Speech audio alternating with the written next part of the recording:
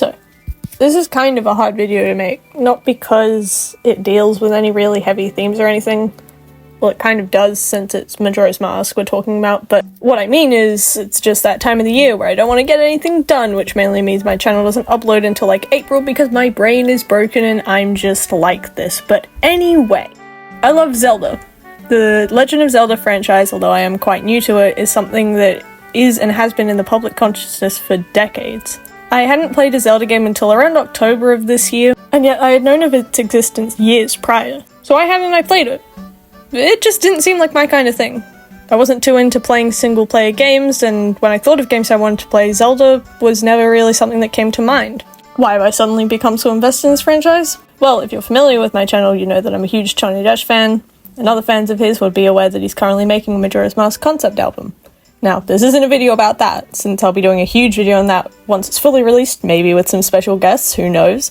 But for now, just thought I'd mention it's the reason I became invested in the series. Today I'm going to be talking about Majora's Mask and how this game is so much more than just something made for either money or the continuation of a franchise, and how it handles topics such as loss and determination. So obviously, spoilers ahead. Majora's Mask, released for the Nintendo 64 in the year 2000, was the second ever 3D Zelda game just after Ocarina of Time, both canonically and in the real world. No, we're not getting into the timeline right now, it's fucked up and I frankly don't have the time.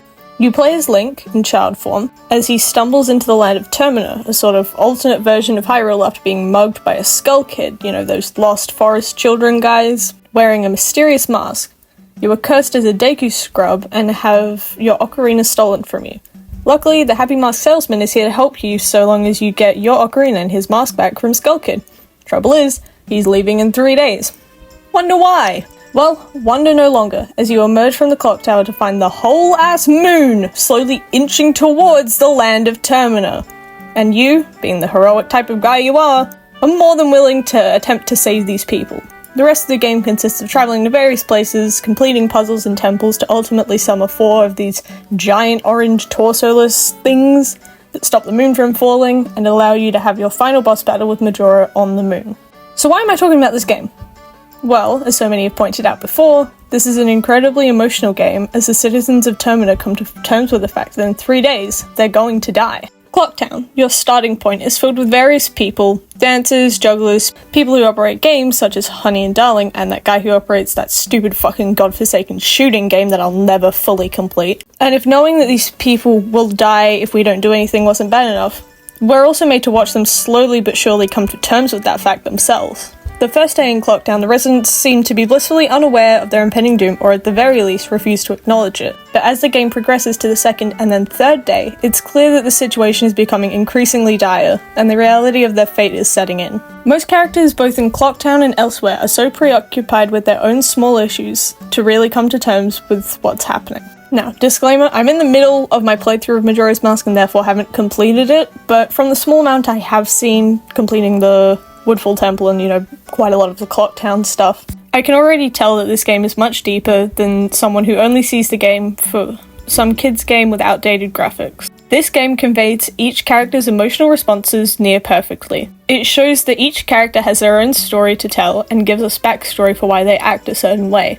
We know that Tingle's dad is disappointed in him because he dresses as a fairy, not only from Tingle himself, but also from his dad. But we also know that his dad still sees him as a kind-hearted boy. We know the reason the Deku King imprisons a monkey isn't out of pure malice or hatred, but rather a fierce protection for his daughter. We know that while the bombers, the kids in Clocktown, seem like annoying assholes in the beginning, the main purpose of the group is actually to help the citizens of Termina. And in my opinion, most importantly, we know that the quote-unquote villain of the game, Skull Kid, isn't actually a villain at all, but rather a lonely child shunned from the world, whose mind was just susceptible enough for Majora to take control, using him as a puppet for his own selfish reasons.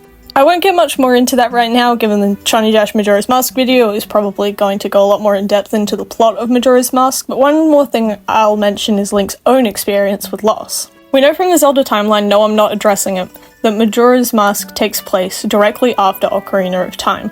More so than any of the other games in the diverging timelines. Fuck, I'm gonna have to get into this. Basically, everything is fine and dandy in the timeline until Ocarina of Time decides to mess it up and splitting it into 3 different outcomes. Those being the timeline where Link is defeated when facing off with Ganon, Link is victorious and decides to go back to his childhood, and Bon Marie basically just, like, leaves. My one issue, okay, not my only issue, but one of the issues, is why is this the only game where Link can canonically lose? Like, why aren't there diverging timelines for every other game? Look, anyway, we know that Majora's Mask Link and Ocarina of Time Link are the same guy for multiple reasons. One, the guy literally has the ocarina. Two, at the beginning of the game, he gets mugged while searching for Navi, his companion fairy, who left at the end of Ocarina of Time. And three, the amount of time passed between Ocarina of Time and the first games in both the downfall timeline and the adult timeline is huge. And Link does not have that kind of lifespan, so those ones are obviously reincarnations.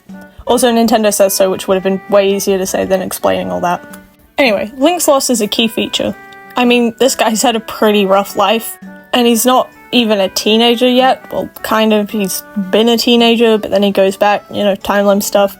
He's an orphan. His parents are both dead and left him under the protection of the Great Deku Tree in the village full of Kokiri, where they kind of gaslight him into thinking he's Kokiri when he's Hylian, even though there's not much of a difference between them, and the encyclopedia even states that they're just forest-dwelling Hylians. He doesn't get a fairy until he absolutely needs one, which resulted in him being shunned from some of his peers. His peaceful life is disrupted by having to save the world, and he loses his childhood, but then kind of gets it back. But if I were him, I'd definitely be traumatized by all of that, and then, on top of all of that, he gets mugged. His ocarina and his horse Epona are stolen, and he has to save the world, but a different one, once again before everything goes to hell.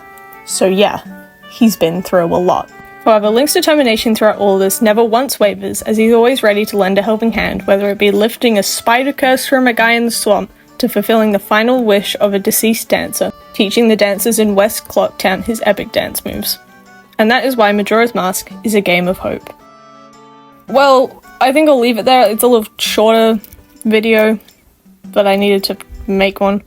My original plan was to also talk about Breath of the Wild, but then that would have been too long, so I thought I'll just leave that until a different time. Thank you for watching. Remember to subscribe. I'm dangerously close to 700 subscribers right now, and it'd be crazy to hit it sometime. Let me know if there's anything you'd like to see me talk about in the future, and have a great day. See you whenever I next get around to making a video.